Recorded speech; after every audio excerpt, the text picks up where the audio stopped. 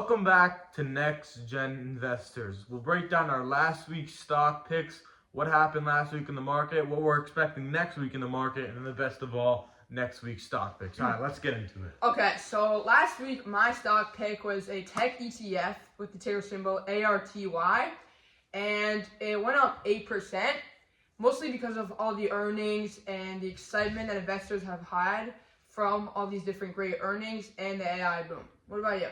So I had Duolingo. They did report earnings. I actually thought they did beat on earnings on both earnings and revenue. I thought the people did get worried about their bookings guide, which was fair. But then on the earnings call, they did say they were expecting that to bottom out around Q2 and then re-accelerate in Q3 and Q4.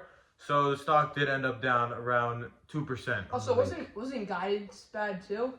Yeah, their guidance on their bookings, but then on the earnings call, one of the reasons they rallied is that they said they were expecting their revenue was gonna go kind of like their how much they were growing was gonna go like this. The next quarter was gonna bottom around 4% year over year, and then it was gonna re-accelerate throughout the year and into 2027.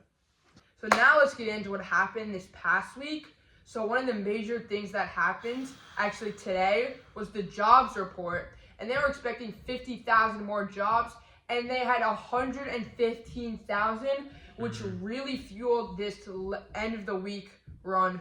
Yeah, so that also it allows for, if the labor market's strong, it also feeds into maybe the Fed can then cut rates. That'd be great. So that'd be nice. That's great for the whole overall market, and especially for one of my stocks, Pagaya. That also reported earnings this past week. They had great earnings. I don't Stock think we're rose after supposed to be 10%. talking about that. No, I'm gonna mention it because it is one of my just import favorite a stocks. important thing into the video. Okay. No, it's definitely important. No, it's not. Then we also had a big one was AMD's earnings just blew it out of the water. Too bad you don't have it anymore. Stock rose. At least it proves my long-term thesis was intact. The re-accelerating revenue growth. In my opinion, they're actually getting they're getting really overbought, and I think you could see a top forming really soon. One thing, the counter argument to that is I think the market's getting overbought, so I agree with you. I think stocks in general are overbought right now. It's more than just the market is overbought, and it's more specific sectors within the market some are really undervalued and some are really overbought. Tech. Like software, I think is really undervalued, but I think chip stocks are getting super overbought right now. So it's not like the entire market just feeling like a bubble. If you've been in software stocks like me, it definitely hasn't been some crazy rally or anything. But yeah, I do think parts of the market are definitely getting to sort of that bubbly feeling.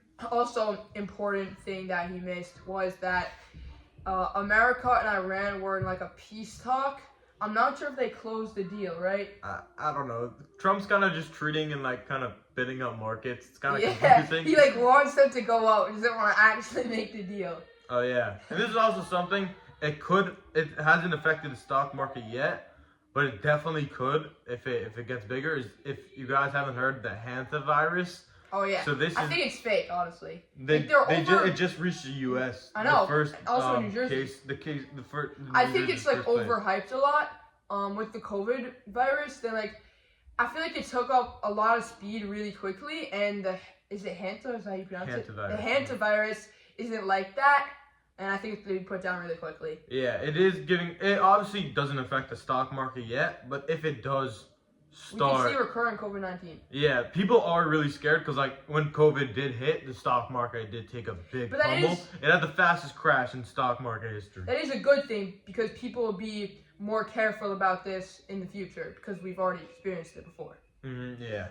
All right, let's get into what's happening next week in the market. So one of the big things that's happening next week is we're getting inflation data. So this also, like we said before, has major implications for rates. And even on the topic of rates, we are having Fed Chair Jerome Powell have his last week here as the Fed Chair. Pretty emotional. It's not really. Been a good run. Not really emotional at all. I didn't like the guy, to be honest. Technically, the government hasn't announced an official but Trump successor, can do anything, so it's kind of. But I'm 99% sure it's gonna be Kevin Warsh. And then also inflation. I did say inflation, in case you missed that. There are a couple earnings this week, but earnings season is really winding down. Until the week after that, which will be NVIDIA earnings. Get hyped. I definitely think they're going to be earnings, and I'm super excited to see how that earnings call is going to go. Yeah, so that is in 2 weeks. I am really intrigued to see what they report, but not only what they report, I'm more focused on their guidance and what they're going to be guiding for how are chips looking 2027, maybe even 2028 and beyond. Is the demand still going to be insane? Are they seeing even if they see a tiny bit dip Sorry to in cut demand, you off, but yeah, he really does. even if they see a tiny bit dip in demand, that could send semiconductor stocks, which have rallied huge, down a ton.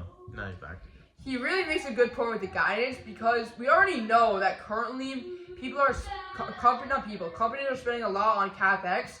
So what the future has in store for us is really the most important part of NVIDIA's earnings.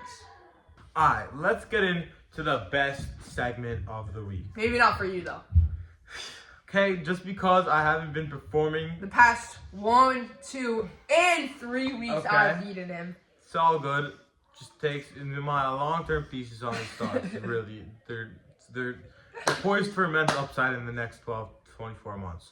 So this week, I'm going to go with Mercado Libre. They just reported earnings, and they're the only company that has had, I'm pretty sure it's 30 consecutive quarters of growing revenue over, I'm pretty sure, What does it do? 30%. So they're kind of like the Amazon of South America. So they have all the online shopping. They're the dominant player there by far. They also Obviously have a high mode then. yeah, they also now they have a payments. It's like 50% like online shopping, and it's 50% they have like a whole banking system, kind of like SoFi, just less advanced. So they basically have a monopoly, but no one will do anything because it's South Well, America. Amazon has tried to get into South America, but they've repeatedly failed, and that's like kind of one of the things.